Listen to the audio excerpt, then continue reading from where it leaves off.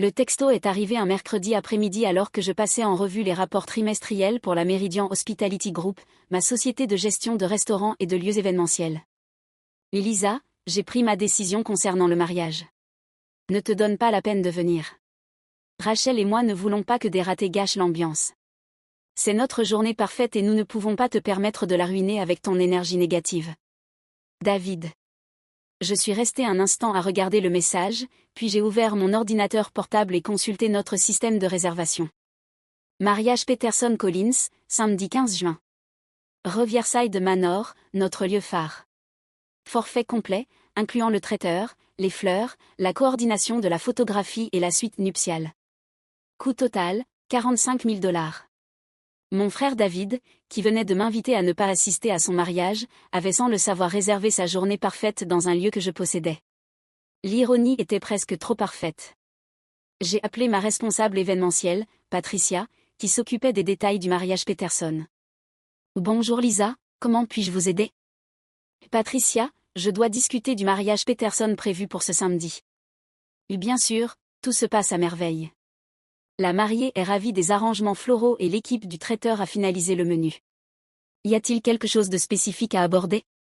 Je veux que vous annuliez la réservation. Silence à l'autre bout du fil. L'annuler? Mais nous sommes mercredi. Le mariage est dans 3 jours. Je comprends le timing, Patricia. Elisa, c'est une réservation de 45 000 $. Les fleurs ont été commandées. Le traiteur est prêt. Le personnel est programmé. Patricia, je couvrirai tout coût non récupérable. Mais je veux que le mariage Peterson soit annulé immédiatement. Puis-je savoir pourquoi? Y a-t-il un problème de paiement? C'est une affaire personnelle. Appelez David Peterson et informez-le que Riverside Manor n'est plus disponible pour son mariage. Elisa, cela va leur causer d'énormes problèmes. Trouver un lieu 3 jours avant un mariage est presque impossible. Je suis sûre qu'ils trouveront une solution. Après avoir raccroché, je me suis appuyée dans ma chaise de bureau, regardant les jardins du Riverside Manor. L'ironie de la situation ne m'échappait pas. Pendant 2 ans, David avait planifié le mariage de ses rêves tout en me faisant comprendre que sa sœur n'était pas assez réussie pour faire partie de sa nouvelle vie. David était directeur marketing dans une entreprise de taille moyenne, fiancé à Rachel, une hygiéniste dentaire. Ils étaient des professionnels de la classe moyenne solide, ayant passé des mois à se vanter de leur plan de mariage élaboré et de leur ascension sociale. Ce qu'ils ne savaient pas, c'est que leur sœur, ratée, possédait un empire de l'hôtellerie valant plus de 30 millions de $. Meridian Hospitality Group avait commencé il y a 8 ans lorsque j'avais acheté un restaurant en faillite avec l'argent que j'avais gagné en vendant ma première start-up tech. Un restaurant est devenu 3. Puis je me suis développée dans le catering, puis dans les lieux événementiels. Nous possédons maintenant 12 restaurants et 6 lieux événementiels dans tout l'État. Mais pour ma famille, je n'étais que Lisa qui travaille dans des restaurants et n'a jamais voulu s'installer. Ils n'avaient aucune idée que j'employais plus de 300 personnes et que mes lieux accueillaient certains des événements les plus exclusifs de la région. Mon téléphone a sonné 15 minutes plus tard. Numéro de David. Elisa? Elisa, quelque chose de terrible est arrivé. Qu'est-ce qui ne va pas, David? Le lieu du mariage nous a annulés. 3 jours avant le mariage. Oh non, c'est terrible. Quel lieu? Riverside Manor. Nous avons versé un acompte de 10 000 $, tout était organisé autour de cet endroit, et maintenant ils disent qu'ils ne peuvent pas nous accueillir. T'ont-ils donné une raison? Quelque chose à propos de conflit de planning. Lisa, nous avons 150 invités venant d'autres États. Les invitations mentionnaient Riverside Manor. Nous ne pouvons pas simplement déplacer le mariage. Cela semble effectivement une situation difficile. Elisa, tu travailles dans les restaurants, non? Connais-tu quelqu'un dans l'événementiel qui pourrait avoir de la disponibilité ce samedi? Je fis une pause. David, laisse-moi comprendre quelque chose. Tu m'as envoyé un texto il y a 3 heures disant que tu ne voulais pas de moi à ton mariage parce que je suis une ratée. Et maintenant tu appelles pour demander mon aide. Elisa, c'est une urgence. Je gérerai la liste des invités plus tard, mais pour l'instant, j'ai besoin de trouver un lieu. Je vois. Donc quand tu as besoin de quelque chose, je ne suis plus trop une ratée pour que tu me parles. Elisa, ne ramène pas ça à nos drames familiaux. Mon mariage est sur le point d'être ruiné. Ta journée parfaite. Tu veux dire celle qui serait ruinée par la présence de ta sœur ratée? Elisa, s'il te plaît. Je suis désespérée. Et David, je suis confuse. Si je suis vraiment une ratée, comment pourrais-je t'aider avec ton problème de lieu? Parce que tu connais du monde dans le secteur de la restauration. Peut-être que quelqu'un connaît quelqu'un. Je connais du monde dans la restauration, David, mais je ne comprends pas pourquoi tu voudrais l'aide d'une ratée. Elisa, je suis désolée pour le texto, d'accord? J'étais stressée par l'organisation du mariage et j'ai dit des choses que je ne pensais pas. Quelle chose tu ne pensais pas? La partie où je suis une ratée, ou celle où tu ne voulais pas de moi là-bas? Parce que ce sont deux problèmes distincts.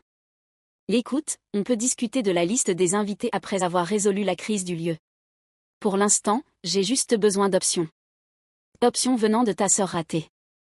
Elisa, m'aideras-tu ou pas?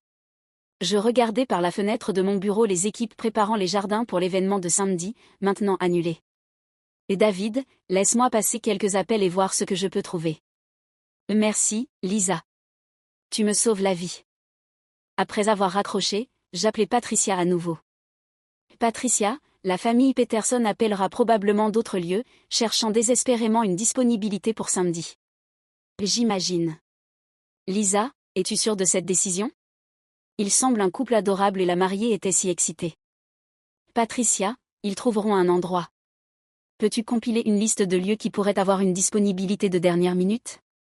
La plupart des lieux réputés se réservent des mois voire des années à l'avance, mais je peux contacter quelques endroits plus petits qui pourraient les accueillir. Parfait. Et Patricia, quand ils appelleront ici pour rétablir leur réservation, la réponse sera non. Nous sommes entièrement occupés avec d'autres événements. Compris. 1 heure plus tard, mon téléphone vibrait avec des textos de plusieurs membres de la famille, qui avaient apparemment entendu parler de la crise du lieu. Maman, Lisa, David m'a parlé du problème du lieu. C'est terrible. Peux-tu les aider à trouver un autre endroit? Kevin, mon frère cadet, j'ai entendu parler du désastre du mariage de David. Tu connais quelqu'un dans l'événementiel qui pourrait t'aider? Tante Margaret, Lisa, ton frère est dévasté par l'annulation du lieu. La famille doit rester soudée dans ces moments. Je trouvais fascinant à quelle vitesse j'étais passé de « raté qui gâcherait la journée parfaite » à « membre de la famille qui devrait t'aider en cas de crise ». David a rappelé ce soir-là. Elisa, j'ai appelé tous les lieux toute la journée. Tout ce qui est correct est complet. Les quelques endroits avec disponibilité sont soit hors budget, soit complètement inappropriés pour le type de mariage que nous avions prévu. Ça a l'air stressant. Elisa, c'est un désastre. Rachel pleure. Ses parents ont pris l'avion depuis la Californie. Nous avons des parents venant de 12 États différents. Je suis désolée de l'apprendre, David. Elisa, je dois te demander quelque chose, et s'il te plaît, ne le prends pas mal. Quoi donc? Penses-tu qu'il y aurait un moyen que Riverside Manor reconsidère? Je veux dire, si nous offrions plus d'argent ou acceptions des conditions différentes? Je ne sais pas, David. Pourquoi ne les appelles-tu pas pour demander? Je les ai appelés 3 fois. Ils continuent de dire que la décision est définitive et qu'ils ne peuvent pas en discuter davantage. Elisa, tu ne crois pas que ça ait un lien avec notre conversation par texto tout à l'heure, n'est-ce pas? Que veux-tu dire? Je veux dire, c'est juste une étrange coïncidence qu'ils annulent juste après notre désaccord. Et David, tu penses vraiment que j'ai réussi à convaincre un lieu événementiel haut de gamme d'annuler ton mariage à 45 000 $ juste parce que tu as blessé mes sentiments? Quand tu le formules comme ça semble ridicule.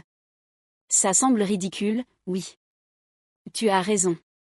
Je suis juste stressée et je cherche des explications.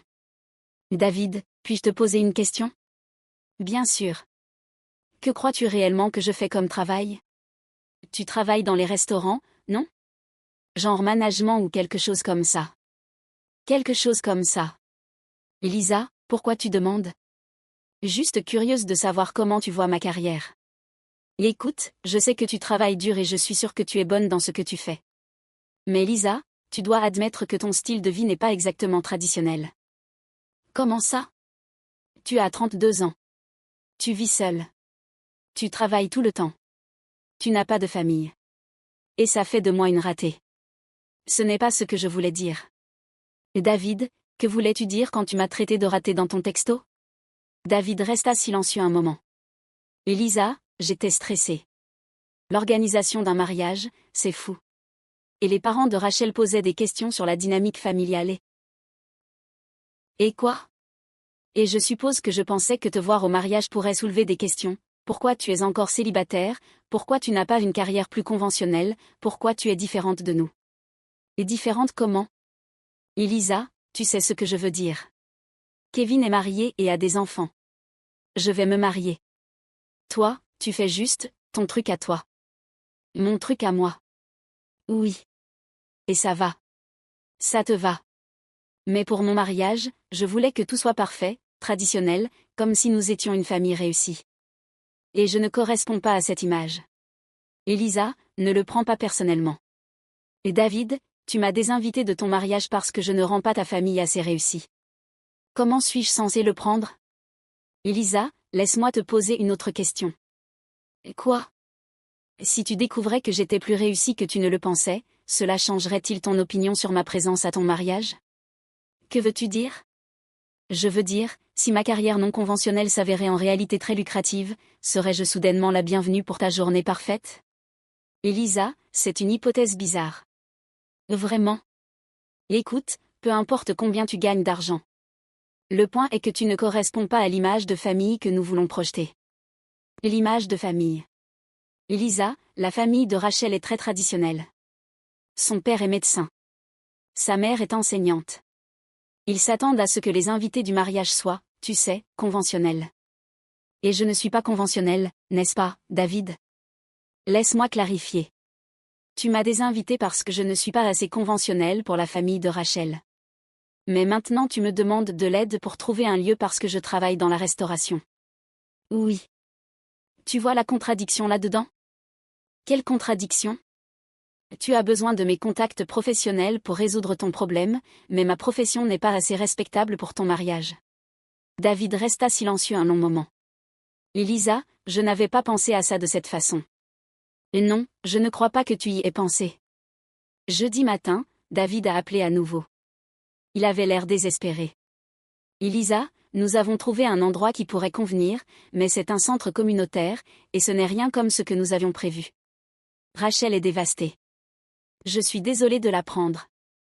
Elisa, je dois te demander directement. As-tu des contacts à Riverside Manor? Y a-t-il un moyen que tu puisses influencer leurs décisions? Je souris. Pourquoi tu demandes ça?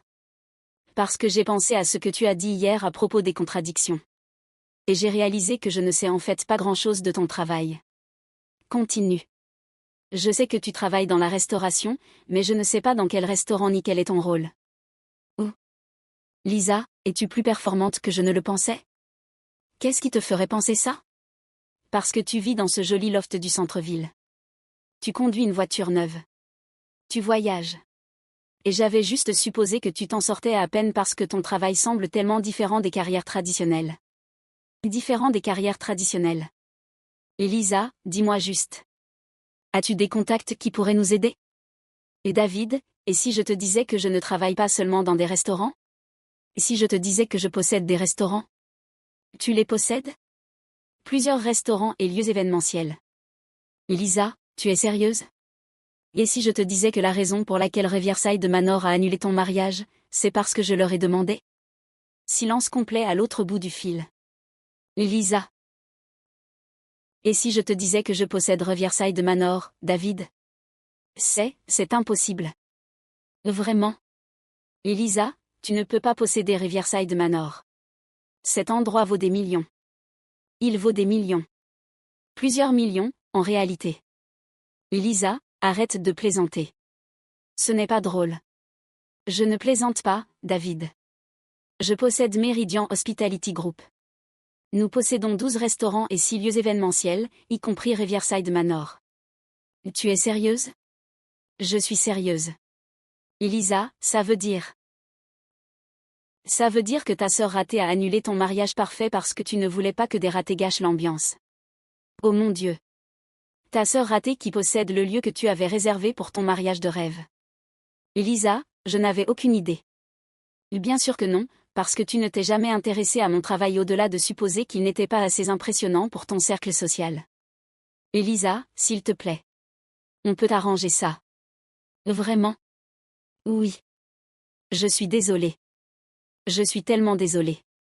Je n'avais aucune idée que tu étais aussi performante. Et David, je suis curieuse. Es-tu désolée parce que tu as blessé mes sentiments, ou parce que tu as découvert que j'étais plus riche que tu ne le pensais? Les deux.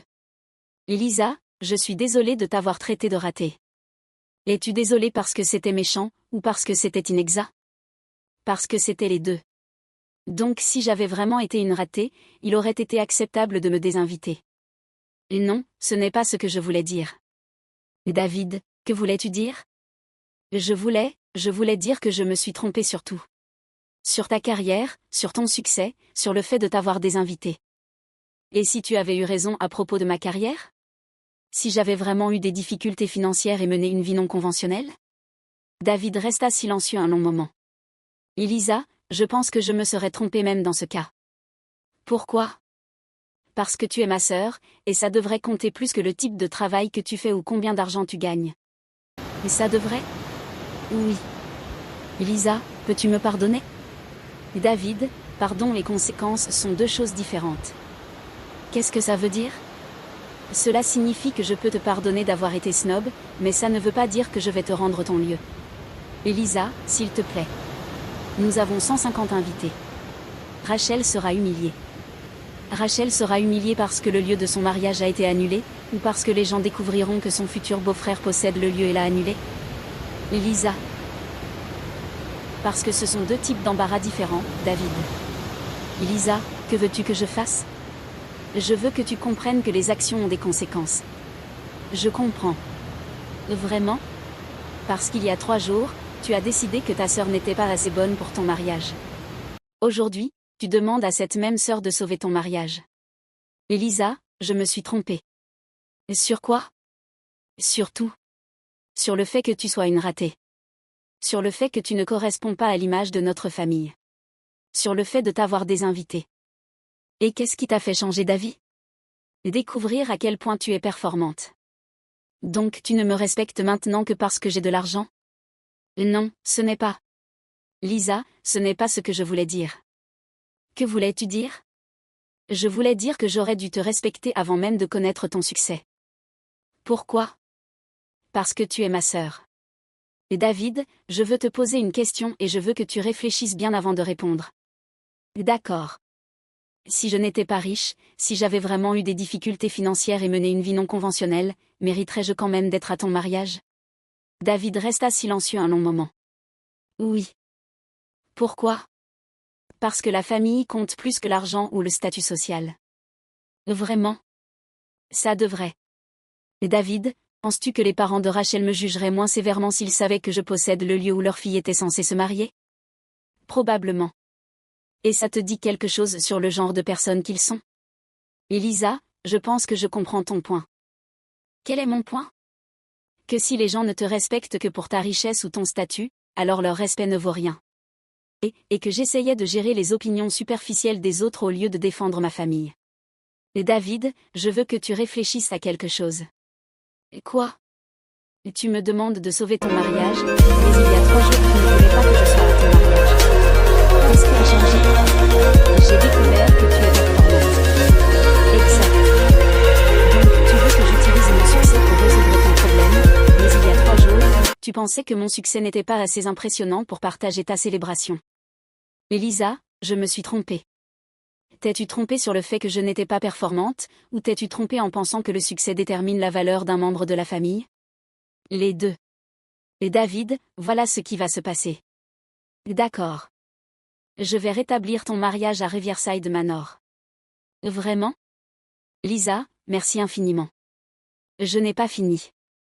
Pardon. Le mariage aura lieu comme prévu, à une condition. Quelle condition? Je serai là en tant que ta sœur, avec une place à la table de la famille. Bien sûr, Lisa. Bien sûr que tu seras là.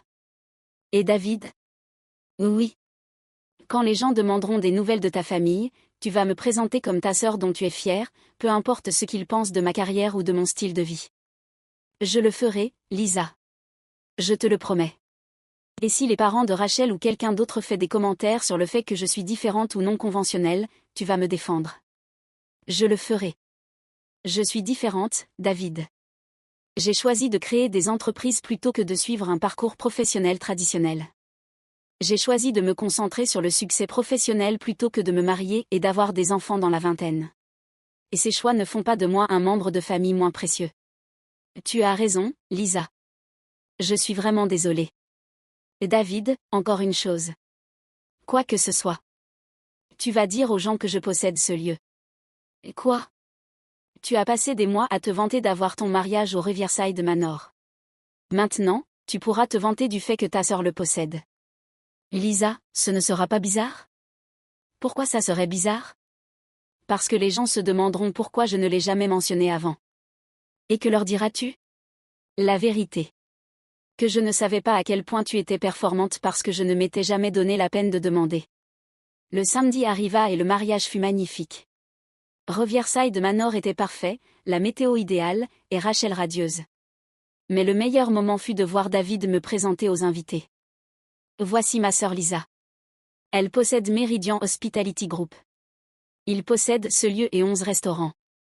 Je suis incroyablement fière d'elle. Le père de Rachel s'approcha de moi pendant l'heure du cocktail. Lisa, David m'a dit que tu possèdes cet endroit. Oui. C'est spectaculaire. Tu devrais être très fière. Merci. Et David a mentionné qu'il n'avait pas réalisé l'ampleur de ton succès avant récemment. Ça a dû être une sacrée surprise pour la famille. Je souris. Ça a été une surprise parce que personne ne s'était jamais intéressé à mon travail en détail. Ils supposaient que parce que mon parcours était non conventionnel, il n'était pas réussi. Eh bien, clairement, ils avaient tort. Dr Collins, puis-je vous poser une question? Bien sûr. Si je ne possédais pas ce lieu, si j'étais vraiment juste quelqu'un qui travaille dans des restaurants et mène une vie non conventionnelle, est-ce que cela ferait de moi une sœur de David moins digne de respect? Il parut pensif. Tu sais, Lisa, c'est une excellente question. Et je pense que la réponse honnête est que j'ai peut-être fait des suppositions injustes. La plupart des gens le font, mais tu as raison de le souligner. Le succès peut prendre de nombreuses formes, et la famille, c'est plus que des accomplissements professionnels. Pendant le discours du père du marié, David surprit tout le monde. Je veux remercier ma sœur Lisa, qui non seulement a fourni ce magnifique lieu pour notre mariage, mais qui m'a enseigné cette semaine une leçon importante sur la famille et le respect. Lisa, je suis désolée d'avoir mis si longtemps à réaliser que tu avais toujours été performante. Non pas pour tes réussites professionnelles, mais pour qui tu es en tant que personne.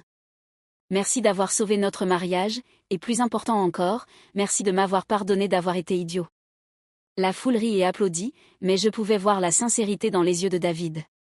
Après le mariage, alors que les derniers invités partaient, David me retrouva sur la terrasse. Lisa, puis-je te demander quelque chose? Bien sûr. Pourquoi as-tu décidé de rétablir le mariage? Parce qu'en dépit de tout, tu es mon frère et je t'aime. Même si je t'avais traité de raté? Et David, tu m'as appelé raté parce que tu ne comprenais pas ce à quoi ressemble le succès. C'est de l'ignorance, pas de la méchanceté. Et la leçon? La leçon est que la prochaine fois que quelqu'un dans ta famille semble différent ou non conventionnel, peut-être qu'il faudrait poser des questions avant de juger leur valeur. Je le ferai, Lisa. Je te le promets. Bien. Parce que ta sœur qui travaille dans des restaurants dirige en réalité un empire hôtelier de 30 millions de dollars, et elle pourrait t'aider de façon que tu n'aurais jamais imaginée. 30 millions? 30 millions. Lisa, je suis un idiot. Oui, David, mais tu es mon frère idiot, et ça vaut quelque chose aussi. 6 mois plus tard, David et Rachel me demandèrent de m'occuper du service traiteur pour leur pendaison de crémaillère. Pas parce qu'ils avaient besoin d'un service, mais parce qu'ils voulaient montrer à leurs nouveaux voisins leur sœur performante.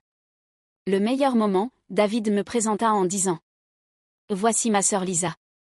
Elle possède l'entreprise qui s'occupe du service ce soir, mais plus important encore, c'est la personne qui m'a appris que la famille consiste à se soutenir, et non à se juger.